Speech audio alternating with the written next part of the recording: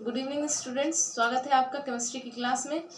अभी हम लोग ठोसों के स्ट्रक्चर के बारे में पढ़ रहे थे। ठोस क्या होते हैं, कितने प्रकार के होते हैं, क्या क्या उनमें विशेषताएं पाई जाती हैं। आज की हमारी क्लास बेसिकली ठोसों में दोष पर आधारित होगी।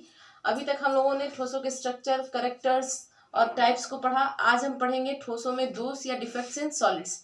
तो प्यारे बच्चों, आप जानते हैं कि जो ठोस होते हैं वो कंस्टिट्यूएंट पार्टिकल, एटम्स, आयन या मॉलिक्यूल से मिलकर बने होते हैं। इन एटम्स, आयन या मॉलिक्यूल्स में अगर कोई इनडिसिप्लिन्ड हो जाता है या इनडिसिप्लिन्ड अरेंजमेंट हो जाती है तो उसके फलस्वरूप जो अरेंजमेंट में डिफेक्ट प्राप्त होता है, जो दिक्कत प्राप्त होती है या जो समस्या उत्पन्न होती है, उसी को हम डिफेक्ट करते हैं। साधारण भाषा में हम इसे ये कह सकते हैं कि जिस प्रकार किसी व्यक्ति में अगर कोई बॉडी के किसी भी अंग की कमी होती है तो उसे हम डिफेक्टिव पर्सन बोलते हैं, या उसको बोलते हैं कि उसके में इनडिसिप्लिन्ड है, वो उसके में कोई समस्या उत्पन्न हो रही है जो उसकी पूरी बॉडी को प्रभावित करता है।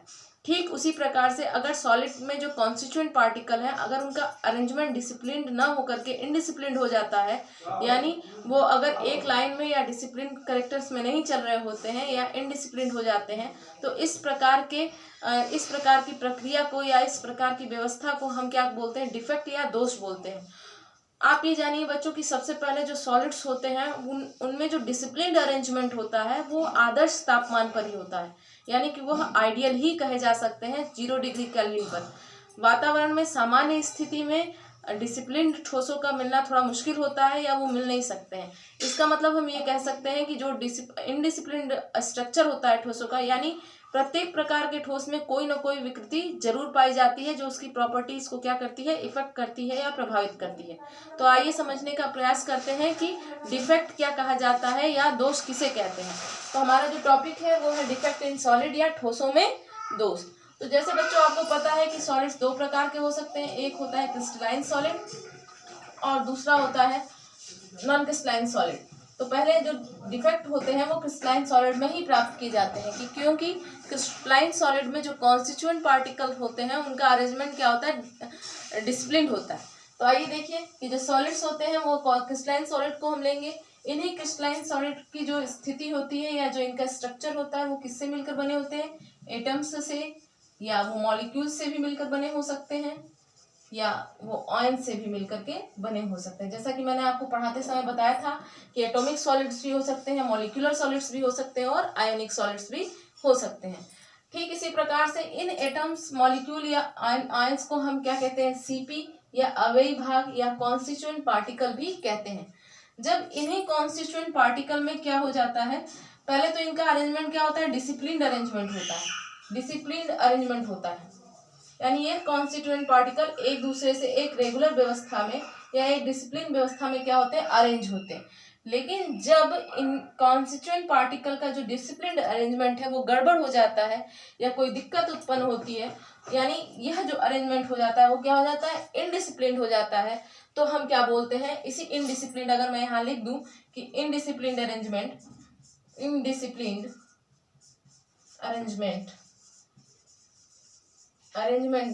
of CP या constituent particle in solids। तो जब यही इनडिसिप्लिन अरेंजमेंट हो जाता है कॉन्स्टिट्यूएंट पार्टिकल का किसमें, सॉलिड्स में, तो इसी को हम नाम देते हैं क्या, डिफेक्ट्स इन सॉलिड या ठोसों में दोष। आप चाहे तो इसे ऐसे रेखा चित्र के माध्यम से भी समझ सकते हैं। तो यहाँ हम लोगों ने क्लियर किया कि indisciplined arrangement of CP in solids is called as the defect in solid, यानी अवयवी कॉन्स्टिट्यूएंट पार्टिकल्स का या अवयवी भागों का जिससे मिलकर क्रिस्टलाइन सॉलिड बने होते हैं, उनका जो अरेंजमेंट होता है वो कैसा होता है, डिसिप्लिन्ड होता है। और जब यही डिसिप्लिन अरेंजमेंट क्या हो जाए, इनडिसिप्लिन्ड हो जाए, जैसे मैंने यहाँ लिखा है indisciplined arrangement of constituent particle in solid, तो इसे हम क्या कहेंगे, डिफेक्ट इन सॉलिड या ठोसों में दोष कहेंगे। आइए इसको एक रेखा चित्र के माध्यम से समझने का प्रयास करते हैं। यहाँ देखिए बच्चों, मैं यहाँ एक क्रिस्टलाइन सॉलिड का स्ट्रक्चर बना रही हूँ, आप इसको देखते चलिए। ये है क्रिस्टलाइन सॉलिड, मैंने इसका एक स्ट्रक्चर बनाया है क्रिस्टलाइन सॉलिड का। अब आप इसको, ये कॉन्स्टिट्यूएंट पार्टिकल है क्रिस्टलाइन सॉलिड के, मैं इसको बनाते चल रही हूँ। यहाँ देखिए इन कॉन्स्टिट्यूएंट पार्टिकल्स का एक डिसिप्लिन्ड अरेंजमेंट है, आपको यहाँ दिख रहा है कॉन्स्टिट्यूएंट पार्टिकल का डिसिप्लिन्ड अरेंजमेंट, यानी एक के बाद एक ये क्या हुआ, एक दूसरे से जुड़ रहे हैं। यहाँ देखिए, आप यहाँ देखिए, ये सब एक दूसरे से क्या हुए हैं, जुड़े हुए हैं, एक डिसिप्लिन्ड अरेंजमेंट है। लेकिन यहाँ आपको एक खाली जगह भी दिख रही होगी। इन कॉन्स्टिट्यूएंट पार्टिकल में आपने यहाँ देखा कि सभी पार्टिकल्स एक दूसरे से क्या है, डिसिप्लिन अरेंज्ड है। लेकिन तीसरी रो में आप देखिए कि एक कॉन्स्टिट्यूएंट पार्टिकल की जगह क्या हो गई, खाली हो गई या वैकेंट हो गई। तो यहाँ आप इसको बोल सकते हैं ये हमारे क्या है, कॉन्स्टिट्यूएंट पार्टिकल्स है। ये देखिए थर्ड रो में ये एक जगह क्या है, वैकेंट है। इसको आप वैकेंट स्पेस भी बोल सकते हैं, वैकेंट स्पेस, वैकेंट स्पेस। इसी वैकेंट स्पेस की वजह से पूरे सॉलिड्स के जो प्रॉपर्टीज होते हैं वो क्या होते हैं, डिस्टर्ब होते हैं, दिक्कत में होते हैं। तो वैकेंट स्पेस है और इसी की वजह से सॉलिड की प्रॉपर्टी क्या होगी, चेंज इन प्रॉपर्टीज। इसी की वजह से सॉलिड की प्रॉपर्टी में क्या हो जाएगा, चेंज हो जाएगा, चेंज इन प्रॉपर्टीज। और इसी को हम बोलेंगे डिफेक्ट। क्या बोलेंगे, डिफेक्ट या दोष। हिंदी में इसको हम क्या कहते हैं, दोष कहते हैं। यहाँ आप देखिए एक ये कॉन्स्टिट्यूएंट पार्टिकल का रेगुलर शेप चल रहा है, लेकिन इसकी वजह से यहाँ पे क्या हुआ, एक वैकेंट पोजीशन हुई, जिसकी वजह से इसकी डिसिप्लिन अरेंजमेंट में दिक्कत हुई, यह अरेंजमेंट इनडिसिप्लिन हुआ। और इसी वैकेंट स्पेस के कारण क्या होगा, इस सॉलिड की प्रॉपर्टी में चेंजिंग पाई जाएगी। और इसी के कारण जो दोष या विकृति उत्पन्न होगी उसी को हम ठोसों में दोष या डिफेक्ट इन सॉलिड्स कहते हैं। अब हम आगे चलेंगे टाइप्स ऑफ। अभी तक हम लोगों ने पढ़ लिया कि हमें उम्मीद है कि आपको समझ में आ गया होगा कि डिफेक्ट किसे कहते हैं। अब हम चलेंगे टाइप्स ऑफ डिफेक्ट।